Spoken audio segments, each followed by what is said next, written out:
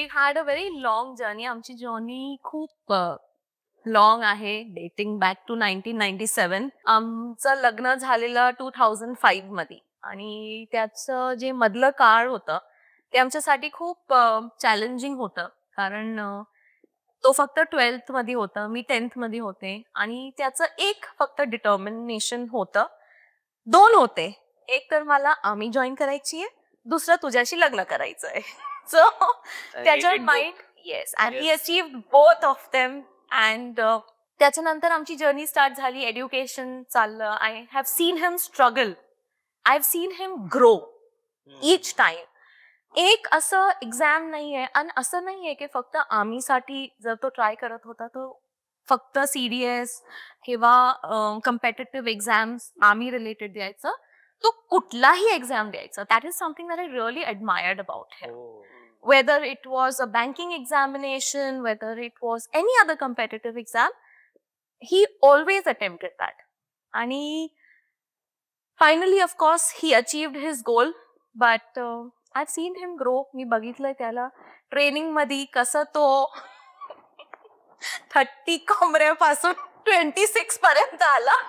ही जी अवस्था यांच्याकडे होती तशी तुमच्याकडे पण त्यावेळेस असेल ना, की का असं म्हणतोय हे तरी आत्ता तसं खूप आमच्या आत्ताच्या काळातलं उदाहरण झालं 2000 वगैरे, पण तुमचा तो काळ त्या काळातलं कसं? आय स्टार्ट टेलिंग यू, हा.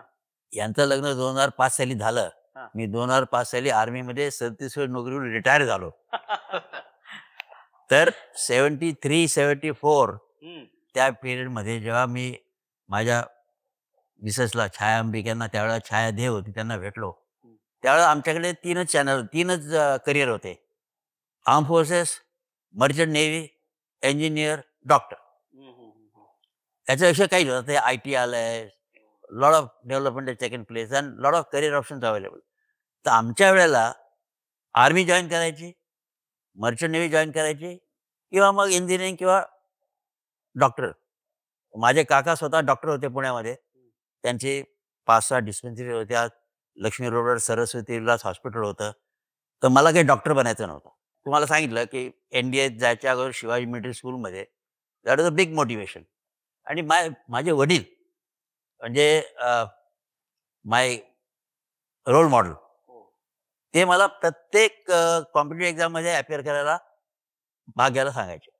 अगदी भाषांतर स्पर्धा, नाट्यछटा, काय म्हणेल ते, म्हणजे एक्स्ट्रा करिक्युलर ॲक्टिव्हिटी आमच्या घरी पण चालायच्या आणि शाळेमध्ये गेल्यावर तर एक्स्ट्रा करिक्युलर ॲक्टिव्हिटीला काही प्रॉब्लेम नव्हता. कारण की we had to take part in all activities and play games. आमच्या शाळेचे 2 मोटो आहेत, सत्याला मरण नाही आणि प्ले द गेम.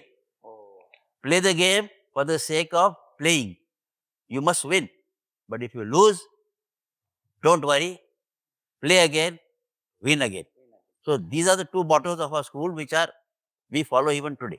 आणि लढाई काय, तुम्ही आता वर्ल्ड वॉर 2 किती दिवस चाललं, वर्ल्ड वॉर 1 किती दिवस चाललं, आता 71 ची लढाई 14 दिवस संपली. पण त्याच्या अगोदरची तयारी होती ती जानेवारी 71 पासून सुरू झाली होती. तर आम्ही सगळे वॉर मोडमध्ये होतो. जरी लढाई सुरू झाली डिसेंबरमध्ये तरी वी वर इन वॉर मोड. जून महिन्यात आमच्या जनरल साहेबांना सांगितलं मॅडमनी की आता तुम्ही सुरू करा. ते म्हणजे सॉरी, माझ्याकडे वेळ नाही, आत्ता मी करू शकत नाही. कारण की जून महिन्यात जर मी लढाई सुरू केली, चायना बॉर्डर पण उघडी आहे, कारण की सगळे पासेस ओपन आहेत, तिकडचे पासेस ओपन आहेत, आपल्याला 2 फ्रंटला तोंड द्यावं लागेल. So wait till the passes close. म्हणून ती लढाई 3 डिसेंबरला सुरू झाली. कारण की वरचे पासेस बंद झाले. China border was looked after by nature and we are not very worried about that side. आणि मग आपण वी कुड लुक आफ्टर बांगलादेश. दोघंही NCC ऑफिसर आहेत आणि त्यांनी ज्या ज्या मुलांना ट्रेनिंग दिलंय, ज्या ज्या मुलांना आर्मीत पाठवलंय, they are very grateful today. किंवा आमच्या सरांनी आम्हाला शिकवलं and they are doing wonderful job. आणि NCC is a very good. आणि महाराष्ट्रामध्ये NCC doing very well. I can tell you with pride, NCC training in Maharashtra is doing very well. बाकी other state थोडं लॅगिंग आहे. I would also like to state here. Good. You've been NCC cadet. Yes. Very nice. Even we, sir. So we, the Raut family, and of course Didi, who is an ex-Raut family member. So we have been motivated. Of course, I've been motivated. Rishini mala motivate केलं. पण इकडे I would like to also state की जी आजी होती त्या पण home guard मध्ये होतात. ते होते होमगार्ड मध्ये. आणि ऋषीचे जे डॅड होते ते सुद्धा एनसीसी मध्ये सिनियर अंडर ऑफिसर होते. ऋषी एनसीसी मध्ये सिनियर अंडर ऑफिसर होता आणि यांनी आर्मी विंग थ्रू केलं. दीदींनी पण एनसीसी केलं आर्मी विंग थ्रू. आणि जेव्हा मी ऋषी सोबत भेटले त्यांनी मला सुद्धा मोटिवेट केलं आणि त्यांनी आर्मी विंग मध्ये केलं आणि त्यांनी मला सांगितलं की तू आर्मी नाही करणार, तू एअर विंग जॉईन करशील आणि तू वेगळा एक्सपिरियन्स घेशील. तर आय मस्ट से की ही हॅज बिन, जसं तुम्ही एक स्टेटमेंट दिलं की behind every man there is a woman, but I also want to very proudly say that behind this woman there has been a man who has always pushed me to do my best. आणि त्यांनी नेहमी मला इतकी motivate केलंय. त्यांनी मला भोसला मिलिटरीला पाठवलंय, तिकडे मी course केलेला आहे, एनसीसी मध्ये पाठवलंय. आणि इकडे मला माझी सासूबाईंना पण क्रेडिट द्यायचं आहे. एकदा मी टीव्ही बघत होते लोकल, त्या दिवशी आमच्याकडे केबल टीव्ही असायचं. We didn't have technology like today. तर केबल टीव्ही मध्ये स्क्रॉल आलं होतं तिकडे खाली ऑडिशन्स फॉर मिस नाशिक. तर मी बघत होते. तर मी त्यांना सांगितलं की मी जाऊ का ऑडिशनसाठी. तर ते म्हणाले हो हो चल. तर म्हणलं नको नको असून द्या, मी तर असंच विचारत होते. ती म्हणाले उठ आत्ता, उठ बुट घाल आणि चल, मी येते तुझ्या सोबत. आणि ऋषी तेव्हा अकॅडमी मध्ये होता, तो ट्रेनिंग लावतो. आणि त्या आले माझ्या सोबत. She sat there throughout the audition. I got selected and she was so proud. ते नेहमी माझ्यासोबत प्रॅक्टिससाठी यायचे. आणि आय मस्ट से की त्यांच्या माझे फादर इन लॉ तर आहे, he was always there, very supportive. My mother in law also, she ensured की कधी पण मी मागे कुठे पण नको राहायला पाहिजे.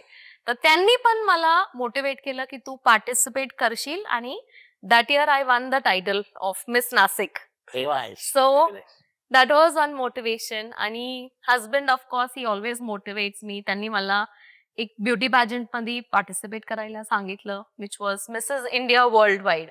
तर ह्याच्यात असं असतं की all Indian women around the world they participate in this pageant. So it's an international pageant. आणि त्याच्यात पण मला Mrs. Beautiful Voice हा टायटल मिळाला आहे.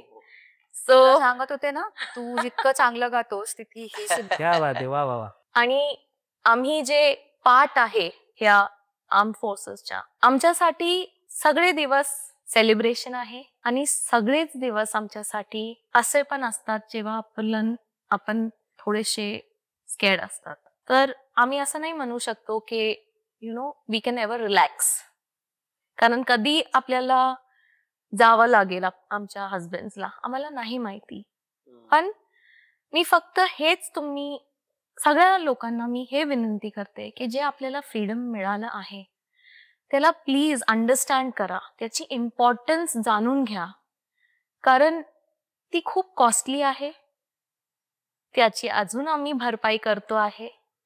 आणि आपल्याला खूप रिस्पॉन्सिबली फक्त कपडे घालून आम्ही आपलं देशभक्ती नाही दाखवू शकतो. We have to lead by example through our actions.